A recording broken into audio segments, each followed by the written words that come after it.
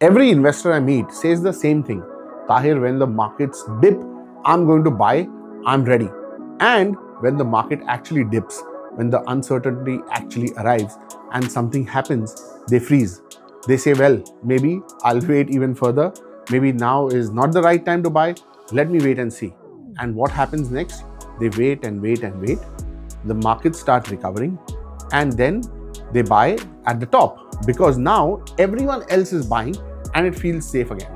My name is Tahir Majitia, and at Prime Capital Dubai, we've helped global investors place serious capital into Dubai's real estate market with a plan and not a pitch.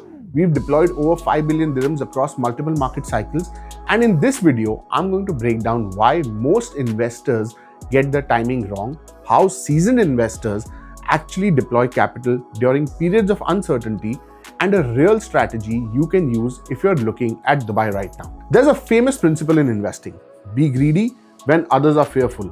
Everyone knows it. It's on motivational posters said by none other than Warren Buffett. People quote it at dinner parties. But here's the uncomfortable truth. When fear actually arrives, almost nobody follows through. The same investors who were eager to buy the dip 6 months ago are now sitting on the sidelines waiting for the bottom that nobody can predict. And this is not new. We've seen this exact pattern play out before, during COVID, during 2008 crisis, and right now. People who build real wealth in property are not the ones who time the bottom perfectly. They are the ones who act while others hesitate. And in this video, I'm going to show you what separates a seasoned investor from everyone else and the specific strategy that works when markets are uncertain. Over the last 2 decades in Dubai real estate, I've watched this cycle play out at least 4 times, and it always follows the same pattern. Markets soften, uncertainty rises, and the vast majority of investors, people who are intelligent, sophisticated, well capitalized, they pull back. Not because the opportunity isn't there, but because the emotional weight of uncertainty is harder to carry than most people expect. And here's the cost of getting this wrong. It's not just that you miss a good entry price, it's that you end up deploying the same capital 12 or 18 months later at significantly higher prices because the market recovered while you were waiting for certainty. And by then, the window has closed. So let me walk you through what actually happens in these moments. And more importantly, how the investors who've done this before approach it differently. The first thing is the psychology gap. Here's what most people get wrong about buying a dip. They think the hard part is actually making the decision when everything around you is telling you to wait. And let me explain you what I mean. When the market is rising, buying feels comfortable because everybody is doing it. You see transactions happening around you, friends are buying, headlines are positive, there's social proof everywhere. The decision feels easy, even though paradoxically, that's often when you're paying the most. But when the market softens, when there's real uncertainty, whether it's regional developments, global pressure, or a shift in sentiment, that comfort disappears, and in its absence, fear takes over. Now, we're seeing this right now in Dubai. Transaction volumes in March dropped compared to the months before. Short-term rental demand has softened. Tourism numbers have come down. These are real data points. I'm not going to pretend they don't exist. But here's what most investors are missing. The fundamentals underneath haven't changed. Population growth hasn't reversed. The visa framework hasn't weakened. The regulatory structure that makes Dubai attractive to international capital, that's all still intact. What's changed is sentiment, and sentiment is not the same as value. The investors who understand this distinction are the ones who build portfolios that outperform over time. The ones who don't, they buy during euphoria and sell during fear.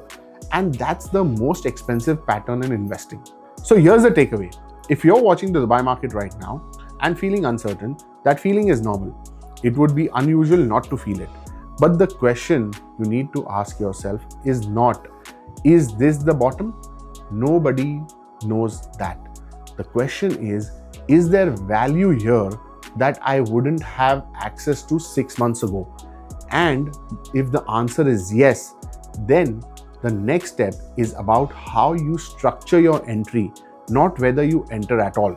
Now, understanding the psychology of market timing is one thing, but building a strategy that actually accounts for where we are in the cycle, which areas still have strong fundamentals, and how you structure your capital deployment, that requires a framework, guys. That's why we put together the 2026 Investor Strategy Kit. It's a data-backed guide that walks you through how to evaluate opportunities in today's market, what the numbers are actually telling us, and how to separate signal from noise. It's free, link is in the description below. Now, coming on to the phased deployment strategy. This is an important one, so listen carefully. Now, here's what most people get wrong about investing during uncertainty.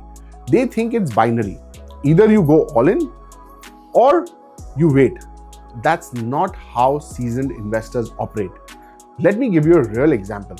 Just before the current period of uncertainty began, we had a client who agreed on a land parcel at around 570 dirhams a square foot. This was a big transaction. Now, when the situation shifted, when sentiment changed, many buyers in this position would have pulled out. They would have said, the market's uncertain, let me wait.